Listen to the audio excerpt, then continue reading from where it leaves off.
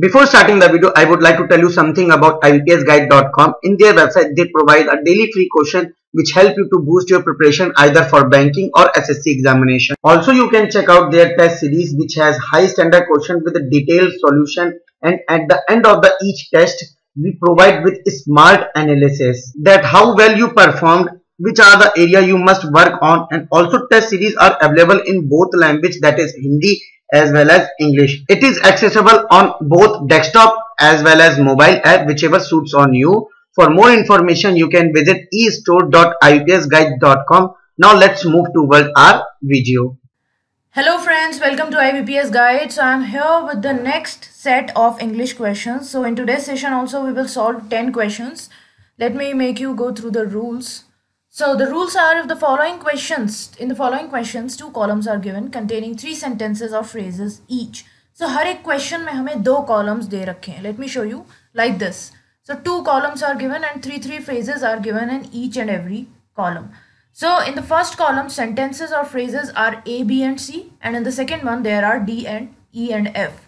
Now a sentence or phrase from the first column may or may not connect with the another sentence, okay, or phrase from the second column to make a grammatically and contextually correct sentence. So हो सकता है कि this sentence will not go with this one or this sentence will not go with this one. It's like that. So grammatically or contextually correct नहीं होंगे. Now we have 5 options, so we have to see which sentence of this phrase goes with the sentence of this one. Okay, this column goes with this one.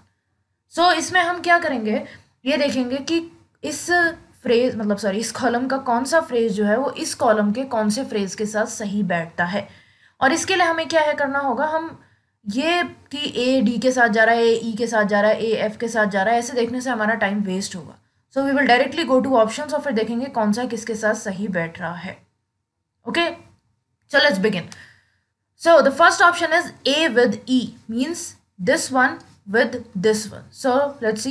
Wole Soyinka, a famous Nigerian poet and playwright, was educated at the Government College in Ibadan, Nigeria, and later at Leeds University, England, where he took a degree in English. So I think it is going well with this one.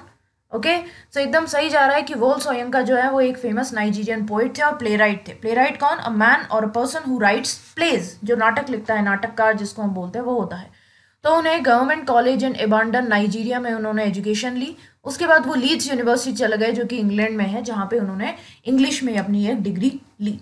तो ए ई के साथ सही बैठ रहा है, तो A option हमारा correct हो सकता है. But we will check other option also. C with D, तो सी और D. I learned that Americans drove on the right side of the road, not the left, and that they called a lift an elevator for 7 shillings 6 pence on Tottenham Court Road. For although I was no longer a student, I was on budget all the same. तो ये इसके साथ कहीं भी नहीं बैठ रहा. इसमें ये चीज़ लिखी हुई है कि मैंने ये चीज़ सीखी कि जो अमेरिकन्स है वो राइट साइड पे गाड़ी चलाते हैं और लेफ्ट पे नहीं, और वो लिफ्ट को एलिवेटर बोलते हैं. अब ये चीज़ 7 shillings. What are shillings? Shillings are former British coin and monetary unit which is equals to 1/20th of a pound और 12 pence. तो 1/20th of a pound को हम shilling बोलते हैं. और pence क्या होता है? It is also a British bronze coin and monetary unit which is equals to 1/100th of a pound. तो वो 1/100th है उसकी वैल्यू ऑफ अ पाउंड. तो इससे हमारा कोई फर्क ही नहीं पड़ता. ये तो हमें एक नॉलेज मिल रही है और ये हम पैसे की बात कर रहे हैं, तो ये कहीं भी फिट नहीं बैठ रहा है. So this one will be wrong. Now next is AE and BD. So AE we have already checked AE, it is correct. Now let's check BD. So during the flight, I read the Student Guide to North America, a paperback volume that I had brought before leaving London for 7 shillings 6 pence on Tottenham Court Road. For although I was no longer a student, I was on budget all the same. तो ये सही जा रहा है इससे कि flight के time पे मैं ये वाली बुक रीड कर रहा था जो मैंने लंदन छोड़ने से पहले खरीदी थी. पेपर बैग का मतलब क्या होता है? A book bound in stiff paper और फ्लेक्सिबल कार्ड. एक ऐसी बुक जो स्टिफ पेपर या फ्लेक्सिबल कार्ड में अगर बंद रहती है तो उसको हम बोलते हैं paper bag.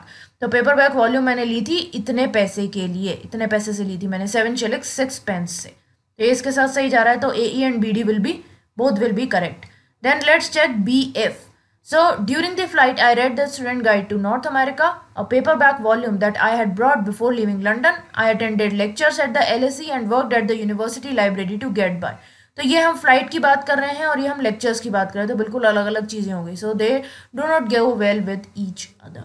So the correct answer will be C. A E भी सही है लेकिन हमारा बी डी भी करेक्ट है, सो हम करेक्ट आंसर मार्क करेंगे C. Okay, I hope this is clear. Now let's move to the next one. So next is first option is A D. So the main theme of Anton Chekhov's short stories is life's pathos caused by the inability of human beings to respond to or even to communicate with one another. So what is the meaning of pathos? Pathos is a quality that evokes pity or sadness. ऐसी कोई quality जो आप में सहानुभूति जगाती है उसको हम बोलते हैं pathos. तो एंटन शेकोव्स की जो शॉर्ट स्टोरीज हैं, जो छोटी वाली स्टोरीज हैं, उनमें लाइफ के पैथोस के बारे में बता रखा है. और ये लाइफ के पैथोस किस तरह से क्रिएट होते हैं, क्योंकि ह्यूमन बींग्स जो हैं वो या तो रिस्पॉन्ड नहीं कर पाते या एक दूसरे के साथ कम्युनिकेट नहीं कर पाते, तो उसकी वजह जो इनेबिलिटी है उसकी वजह से पैथोस क्रिएट होता है. So these two sentences are going well with each other, so A D will be correct. Then let's check one more. A D दे रखा है इसमें और बी एफ भी है. So William Shakespeare, one of the greatest poets and dramatists of the English language, was born at Stratford-on-Avon, England. He went to London, where his reputation as a dramatist and poet was established. So this is also correct कि William Shakespeare जो है एक बहुत महान poet थे और dramatist थे English language के. वो यहाँ पे उनका जन्म हुआ था, वो लंदन गए जहाँ पे उनकी ड्रामेटिस्ट और पोएट की तरह रेपुटेशन जो है वो एस्टैब्लिश हो गई. So B and F are also correct. सो ये भी करेक्ट हो गया, तो इसको हटा देंगे हम. Then C D.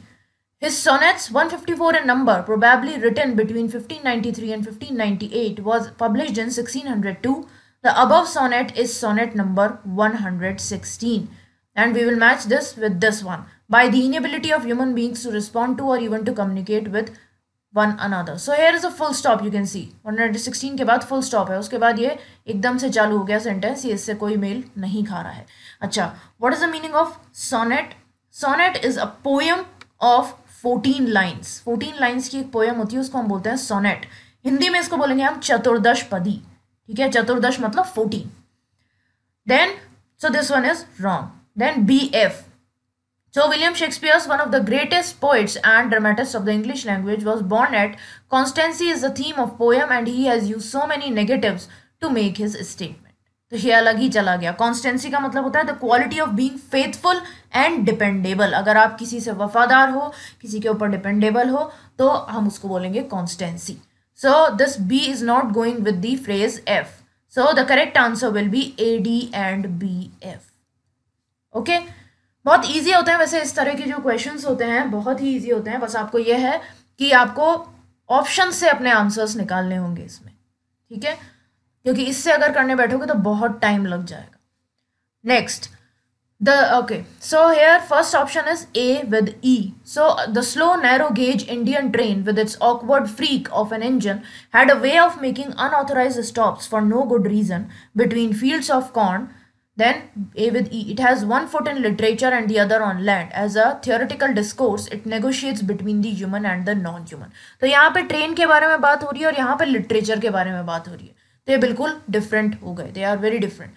Freak, what is the meaning of freak? Freak is unusual और unexpected event, that is known as freak. Then what is the meaning of discourse? Discourse is that a formal discussion, we can say discourse is a formal discussion. So ये चीज़ हो गई. Then what is the meaning of negotiate? Negotiate is obtain by discussion. Discussion के through हम कुछ चीज़ अगर पता कर रहे हैं तो उसको हम बोलते हैं नेगोशिएट, बातचीत करना. So these two does not go well with each other because here we are talking about train and here we are talking about literature. So this one will be wrong. Then let's see C and D. So we are facing a global crisis today, not because of how ecosystem function, but rather because of how our ethical system function. What is the meaning of ethical? Relating to moral principles. जिन्हें हम नैतिक बोलते हैं वो होता है ethical. So we are facing a global crisis not because of how ecosystem function, but rather because of how our ethical systems function. Historians, along with literary scholars, anthropologists, and philosophers, cannot do the reforming, of course, but they can help with the understanding. So ये देखो, ये हमारा थोड़ा थोड़ा ऐसा लग रहा है कि सही है, ज़रूरी नहीं है सही हो, क्योंकि इसमें क्या है, फंक्शन एथिकल सिस्टम फंक्शन के बाद यहाँ पे ग्लोबल क्राइसिस के बारे में बात की गई है कि एथिकल सिस्टम किस तरह से फंक्शन करे, लेकिन यहाँ पे फिर से हम लिटरेचर के बारे में बात कर रहे हैं, तो ये सही नहीं जाएगा इसमें. ठीक है. Then next is AE and BD. So the slow narrow gauge Indian train with its awkward freak of an engine had a way of making unauthorized stops for no good reason between fields of corn, and then it has one foot in literature. Again ये आ गया, तो AE हो ही नहीं सकता क्योंकि AE हमारा गलत है, तो ये हमने हटा दिया. Then let's check the last one, that is A and F. So again this is train. So for no good reason between fields of corn or at the foot of a village, it was said that the guard signaled a halt to pluck a pumpkin or ripe melons from its stem or to buy fistfuls of green gram from a peasant. तो ये हम बोल सकते हैं क्योंकि जो slow narrow gauge Indian train थी वो बार बार रुक रही थी, अनऑथोराइज स्टेप्स जो है वो स्टॉप कर रही थी बिना बात के, जो कॉर्न के जो मक्के के खेत होते हैं उनके बीच में या फिर विलेज के पास. तो ऐसा माना जा रहा है कि गार्ड ने सिग्नल किया था कि रुक जाओ, क्योंकि वो पंपकिन या जो पके हुए मेलन्स हैं उन्हें तोड़ना चाहता था, या फिर जो ग्रीन ग्राम है, फिस्टफुल मतलब as much as a person can hold in their clenched hand, जिसको हम मुट्ठी बोलते हैं, तो मुट्ठी में वो ग्रीन ग्राम्स ले जाना चाहता था. ठीक है. सो हमारा ए और एफ जो है वो सही बैठ जाएगा. So the correct one will be A F. तो नन ऑफ दीज भी नहीं करेंगे हम. सो करेक्ट हो जाएगा हमारा ए एफ, बाकी और कुछ भी करेक्ट नहीं होगा. Okay. Then next one is, the first one is A F. So let's check this one. Historians, along with literary scholars, anthropologists, and philosophers, cannot do the reforming, of course, but they can help with the understanding. Hazy as a memory show engine smoke twisting between the twiggy trees, makeshift broad walks across the leaf-strewn ground, and clusters of soldiers by the rails. So here we are talking about the literature, or anthropologists, literary scholars, historians, and in this we are talking about the smokes and twigs. Twigs are short branches of trees. Then boardwalks, it is not boardwalks, it is broadwalks. Broadwalks होते हैं जो side में जगह होती है चलने की, सड़क के साइड में, उसको हम बोलते हैं broadwalks. Then यहाँ पे हम उसके बारे में बात कर रहे हैं. So this sentence doesn't go well with this one. So this is wrong.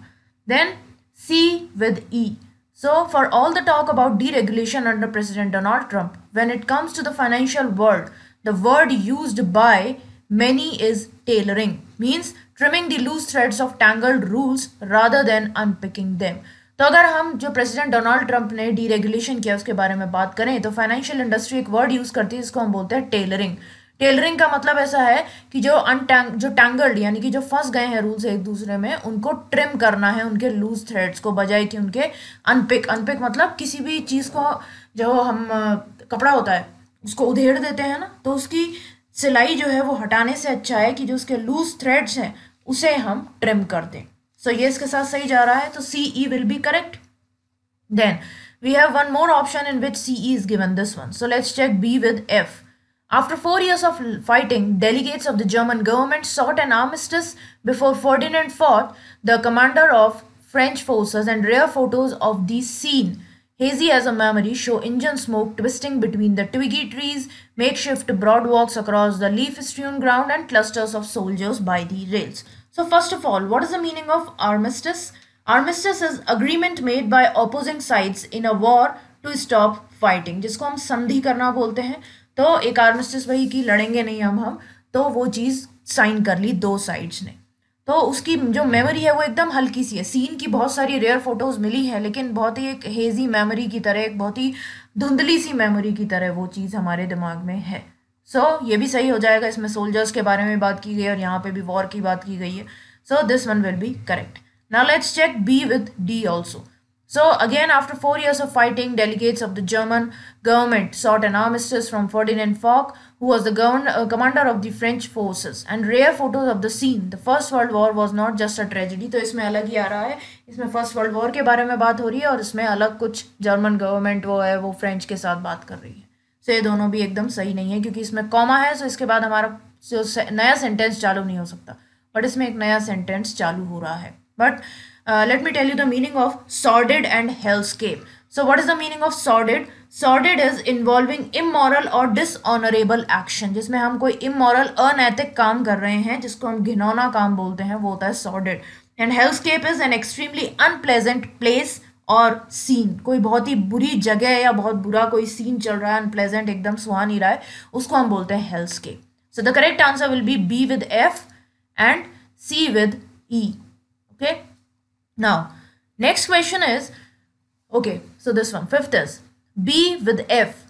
So causes for concern have been aplenty from the frenetic pace to meet deadlines and is subject to human interface, subjective bias and the inherent flaws in the NRC. So aplenty means aplenty मतलब बहुत सारा जो होता है, in abundance, that is known as aplenty. What is the meaning of frenetic? Frenetic is fast and energetic in an uncontrolled way. कोई बहुत ज़्यादा fast हो या energetic हो लेकिन uncontrolled way में, तो उसको हम बोलते हैं frenetic. Then what is bias? Bias is inclination for or against one person or group. किसी एक person या किसी group के against अगर आप inclined हो ज़्यादा तो उसको हम बोलते हैं biased हुआ. ओके सो जो हमारा ये वाला है इसमें ये सही नहीं लग रहा है हमें. That cause for concern have been aplenty from the frenetic pace to meet deadlines is subject to, तो ये इससे कहीं मेल खा नहीं रहा है, सो ये गलत हो जाएगा. Second is a with E. So bigger challenges lie ahead specially after the final NRC list determines the precise number of deemed illegal immigrants, the state then has to grapple with what to do next. तो अभी बड़े बड़े challenges और आके रखे हुए हैं. जब फाइनल एनआरसी लिस्ट जो है वो निकलेगी उसके बाद ये चीज़ डिटरमाइन होगी कि कितने इलीगल इमिग्रेंट्स जो हैं वो आए हैं. प्रिसाइज नंबर उन लोगों का पता चल जाएगा और उसके बाद स्टेट को जो है बहुत कड़ा स्टेप उठाना पड़ेगा. ये सोचने पे मजबूर हो जाएगा स्टेट. ग्रैपल मतलब किसी चीज़ को बहुत जकड़ लेना एक तरह से, तो फिर वो जद्दोजहद में लग जाएगा कि आगे क्या करें. सो ये इसके साथ सही बैठ रहा है ए with E. So this is correct. Now we have one more option with AE. So let's check this one. CD सही है या नहीं. The publication of final draft before the Supreme Court mandated and monitored lingering doubts over whether the process was indeed foolproof or even warranted. तो ये इसके साथ सही नहीं जा रहा है. क्यों? क्योंकि the publication of final draft before the supreme court mandated and monitor. तो क्या मैंडेट किया है और क्या मॉनिटर किया? डाउट्स को मैंडेट तो कर नहीं सकते हम, और ना डाउट्स को हम जो लिंगर डाउट्स हैं उन्हें मैंडेट नहीं कर सकते हम, या प्रोसेस को तो हम कर सकते हैं लेकिन जो डाउट्स हैं उनको हम मैंडेट नहीं कर सकते. मैंडेटेड मतलब किसी के लिए ज़रूरी बनाना, आदेश, ऑफिशियल ऑर्डर और कमीशन टू डू समथिंग, तो वो चीज़ नहीं हो सकती. सो सी डी जो है वो सही नहीं जाएगा. So the correct one will be A and E. ठीक है, जो ए है वो ई के साथ मैच कर रहा है. Now next is okay, so in this one A with E, then A with E, B F and C D. So let's check A with E. Cold War was a simple struggle for power and that ideology had nothing to do with it because it led to several shooting wars, but this did not lead to another world war. तो cold war जो है वो एक simple सा struggle था power के लिए, और आइडियोलॉजी जो है उसका इसके साथ कुछ लेना देना नहीं है. क्यों? क्योंकि इसमें कुछ शूटिंग वॉर्स थे, इसकी वजह से कुछ शूटिंग वॉर्स हुए थे, बट कोई वर्ल्ड वॉर नहीं हो पाया था. सो this is correct, A with E. Now we have one more option with AE. So let's check that one first. BF. India's foreign policy towards the US and USSR was twofold. It took particular care in staging away from two alliances and raised voices against the newly decolonized countries becoming part of these alliances.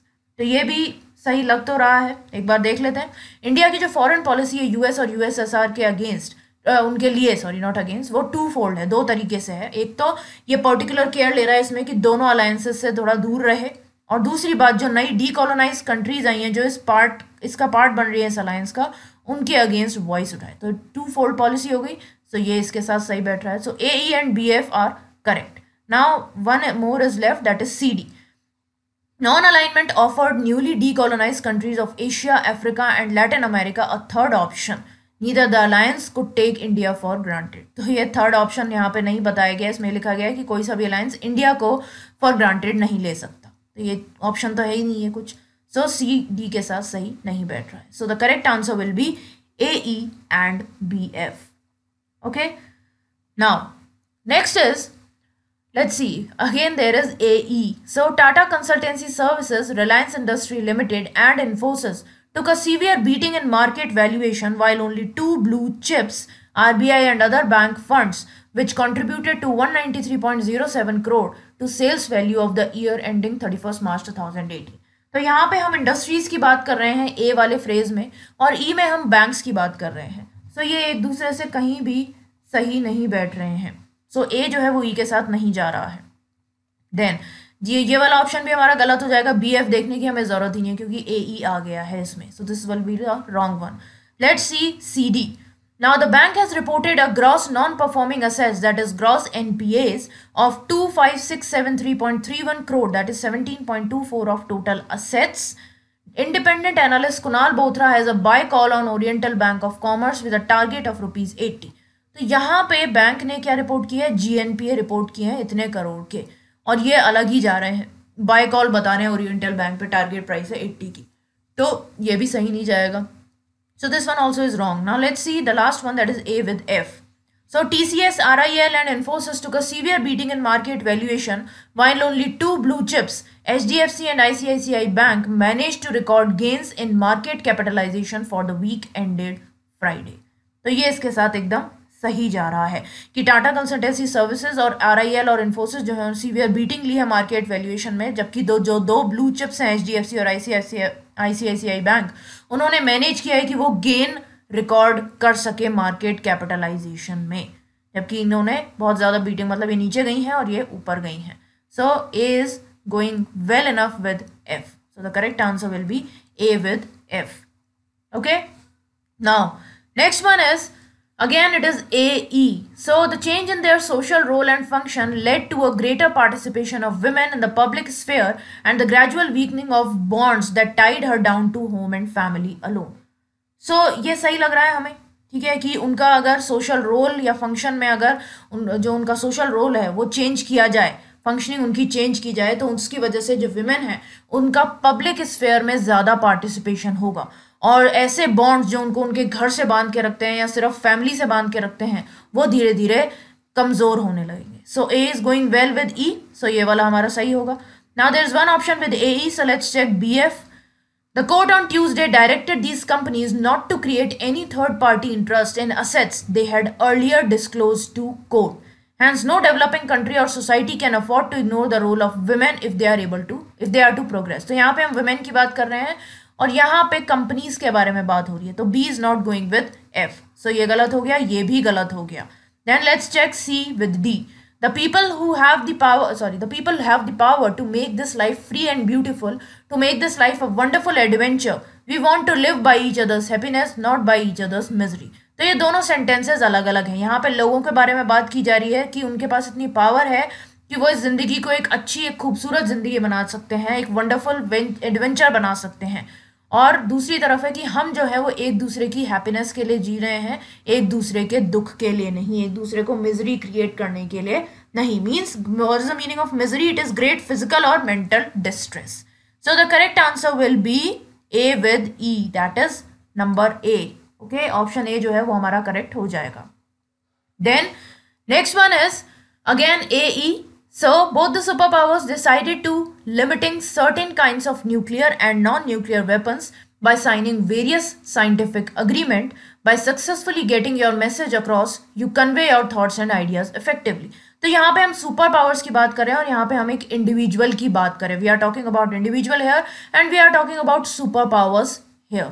So this sentence doesn't go well with this one. So AE will be wrong. Then let's check C with D. So there is a wide gap between the existing system of language teaching and cultural influence of the British Empire in 18th, 19th and early 20th century and that of United States from the early 20th century to present. So देखो यहाँ पे आ रहा है कि एक wide gap है language teaching में, ठीक है, और यहाँ पे हम कल्चर इन्फ्लुएंस की बात कर रहे हैं कि कल्चर इन्फ्लुएंस जो था ब्रिटिश एम्पायर का 1890 अर्ली 20th सेंचुरी में and that of United states, और ये यहाँ पे यूनाइटेड स्टेट्स का बता रखा है, तो ये इससे कहीं मैच नहीं खा रहा. यहाँ पे अगर हम कल्चर के बारे में कुछ बोल रहे होते या यहाँ पे हम लैंग्वेज टीचिंग के बारे में बोल रहे होते तो सी और डी हमारे करेक्ट हो जाते. ये भी रॉन्ग हो गया. Then next is A F and B D. So let's check A F. So both the superpowers decided to limiting certain kinds of nuclear and non-nuclear weapons by signing various significant agreements within a decade, that is Limited Test Ban Treaty, Nuclear Non-Proliferation Treaty, Anti-Ballistic Missile Treaty, etc. तो दोनों super powers ने decide किया कि nuclear और non nuclear weapons को थोड़ा सा limit करेंगे अलग अलग एग्रीमेंट्स साइन करके, और वो एग्रीमेंट्स थे ये. सो ए और एफ करेक्ट हो गया. Let's check B and D also.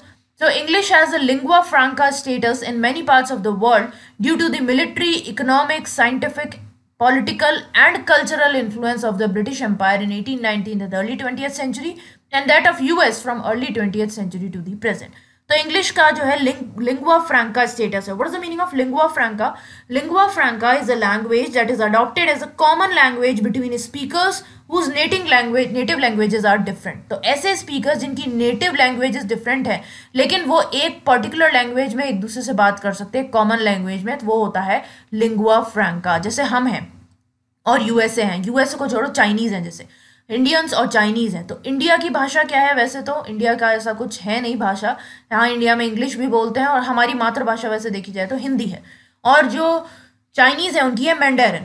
तो वो एक दूसरे से तो मैंडेरिन में बात करते हैं लेकिन जब वो हमसे बात करेंगे तो वो इंग्लिश में बात करेंगे. तो कॉमन लैंग्वेज हो गई इंग्लिश लेकिन हमारी नेटिव लैंग्वेज अलग है, तो उसको हम बोलते हैं लिंगुआ फ्रैंका, जो लोक भाषा है वो.